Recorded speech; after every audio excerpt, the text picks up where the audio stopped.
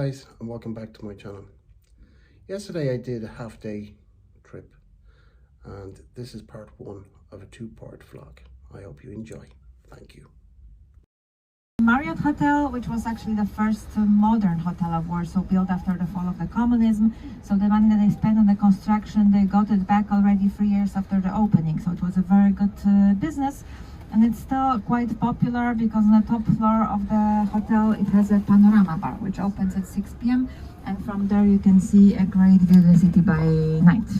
Right, you can also see that it has a casino. It was actually the first casino opened in Poland after the fall of the communism. Right in front of us you can see a lot of those original buildings with those interior courtyards. This was a typical construction of Warsaw, the entire 19th and the beginning of the 20th century. So basically until the 20s of the last century, this is how they were building.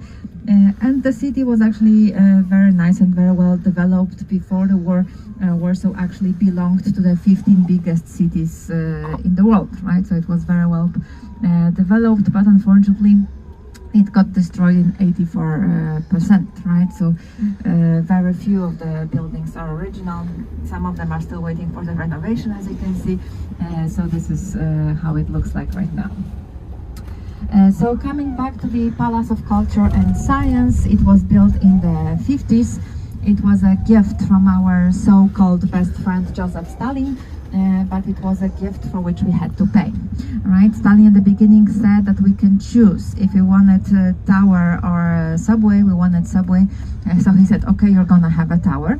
Right? And basically for many years it was the highest building of Poland, 237 meters.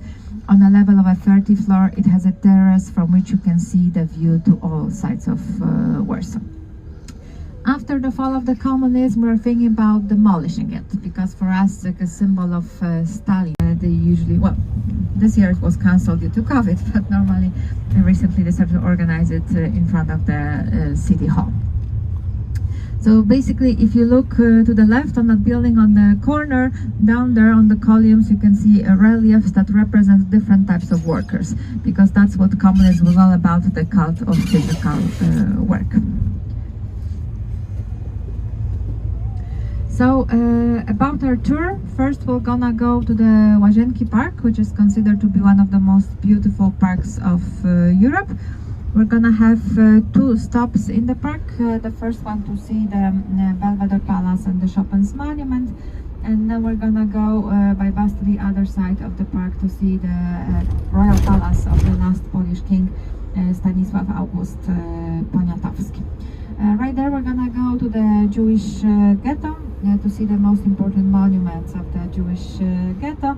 And we're gonna finish in the old town, which is a pedestrian area, so we're gonna have a walk through the old town, and then you can decide if you wanna stay there, or if not, we're gonna drive you back to those two hotels.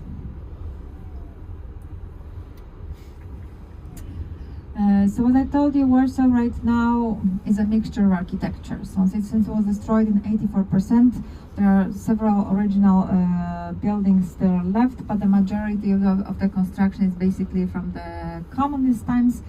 And of course you can see a lot of modern glass buildings built in the last 30 years, right? So basically right now it's a mixture of architecture. Well, to be honest, when I was growing up, I used to believe that it was the saddest city in the world because all those communist buildings were grey. So the only colorful place was the old town. While all the other buildings were great, but right now the city is trying to paint all those post-communist buildings in many different colors. So it's getting nicer every year. So that blue building on the left, that huge commercial, that's a housing building for the Warsaw University of Technology, which also has a student nightclub down there, Riviera. While on the right side on the column, the monument of the Polish cavalry, and behind it a park called Pole Mokotowskie, located in a place where before the war there used to be an airport. In 1935, they opened the current airport, the Chopin's airport. So after the war, this one was transformed to the park.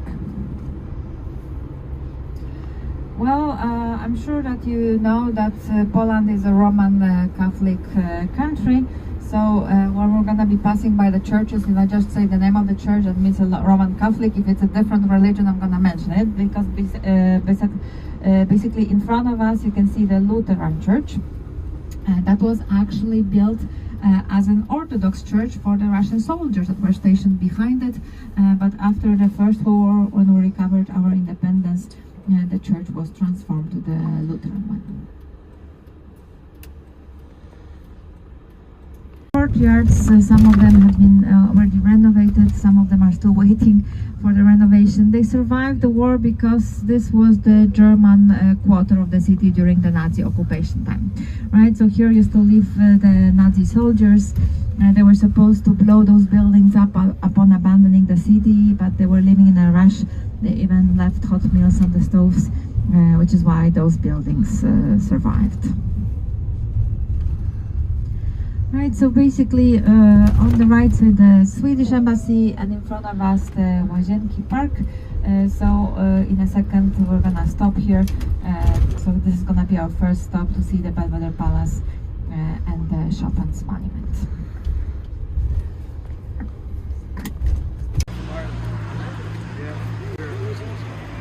Ireland.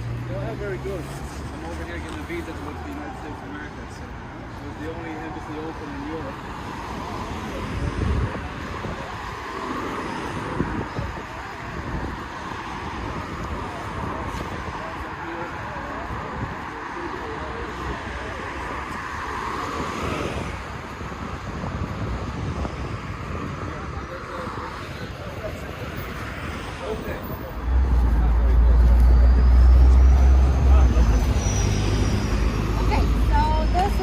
Belvedere Palace. It was the love gift from one of our nobles to his wife. It has a terrace with a view to the Vistula River. So when she came out to the terrace, she saw the view, she said, "Ocche Belvedere," which means what a nice view, and that's why we have the name of the palace. Then when our last king built for himself a different palace inside the park, he changed this one into a small factory of the faience cups, plates, and the stuff like that. But soon afterwards we lost our independence. So here used to live the Russian Prince Constantin, who was the brother of the Russian Tsar and also commander-in-chief of our army. After the First World War, here used to live our national hero, Marshal Joseph Piłsudski, the one on the monument. I will talk about him in a second. The palace survived the Second World War because it was supposed to be the summer residence of Hitler. They want to destroy it. And then Lech Wałęsa, when he was the president of Poland, he also used to live here in the palace. But the locals were joking that the palace was small for Wałęsa.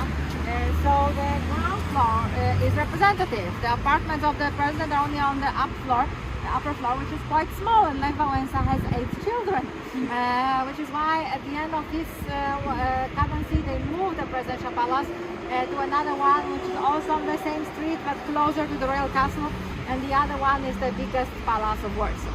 So right now the new presidents have much more space and usually only one kid. Right? We use this one right now as a hotel for the head of states of other countries. So like the presidents, prime ministers, or the kings, if they come for an official visit, they usually stay here, except the Americans because they'd rather stay in Marriott. And Marius. Really? Yeah.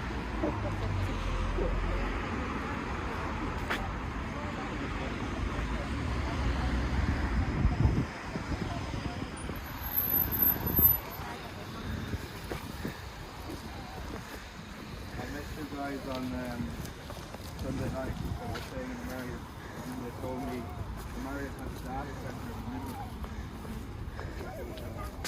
Big surprise. They were